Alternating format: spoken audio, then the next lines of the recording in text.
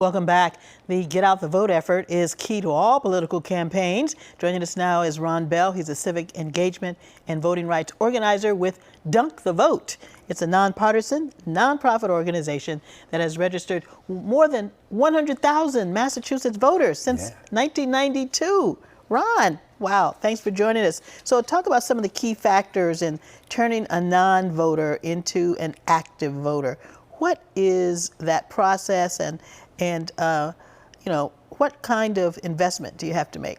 Well, as a community organizer, we look at the best experts and those closest to the problem. So we meet people where they are, talk about things that they think are important, we take action. So for instance, we started Dunk the Vote in response to the Charles Stewart murder, the tragedy back in 1992. And we were asking people, have you ever been stopped for driving while black? Because the people were being racially profiled. And from there, we've registered 100,000 people wearing out many sneakers and shoes, pounding the pavement. Yeah. So what have you learned about Boston voters? What do they tell you about why they vote or why they don't vote? Yeah, we had a number of conversations through MIT Real Talk Project, with the Media Lab and Department of Urban Studies. We went around talking to people, why do they vote or why don't they vote? And some of the reasons included, I don't know who my elected officials are. I don't get any resources from City Hall. So we thought it was important that these voices of individuals that are often ignored, and particularly black males, that are often overlooked, we were able to record some of their voices and some of their concerns. These are not people that typically go to town hall meetings.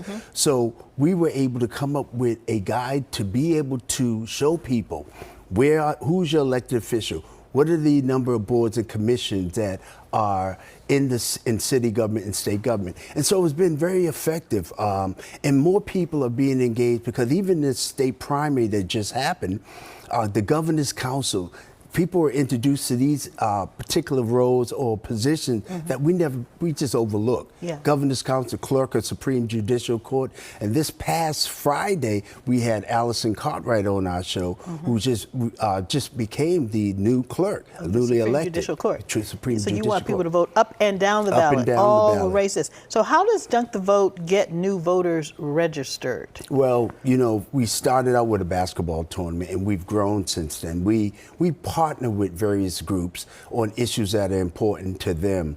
And so we feel that we don't want to go into various communities and tell people what to do, but to ask them what are their problems and what are their hobbies. We have started what we call the Civic Engagement Learning Labs, where you can be a soccer team, you can be a basketball team, you can be a community-based organization, a group of individuals that are talking about things they need to do for their community. And one of the things that we realize is that people don't even know the roles of different elected officials, city, state, and federal. They don't know the difference between a U.S. senator or a state senator. So what we do at Dunk the Vote is really explain it so they can understand the importance of their vote and make that connection. And you have a relatively new Know Your Government guide. I'm going to hold it up. What kind of feedback have you received? This is great. Tell us about this. It's Making Boston Government Work for You. This is our third edition. We started with the Family Nurturing Center in Dorchester, Mass. And these came out of the conversations, Karen, with the various individuals. We met with over 400 individuals, 62 conversations of 5 to 8 people, talking about why do they vote. And some of the things we heard, the negative advertising around politics, people don't know who their elected officials are. They're not doing any services. You see the disparities that happen in Roxbury compared to other communities. So we really tried to make sure we show people how to access services in City Hall and the State House. Now, Dunk the Vote helps direct voters to the polls, but you also help them get to the polling places too, right? Oh yeah, we pick them up, we drive them to the polls, we show people where their polling locations are. And we also, because the game has changed. We have early voting now. October 26th is the last day to register to vote for the November presidential election, and October 19th starts early voting. So now, important dates. Let me just ask you very quickly. This past week, Attorney General Merrick Garland made a point of saying that the Department of Justice was not going to stand for voter intimidation at the polls of either voters or workers. What are you recommending people do if they encounter any resistance at the polls? I would call there should be lawyers.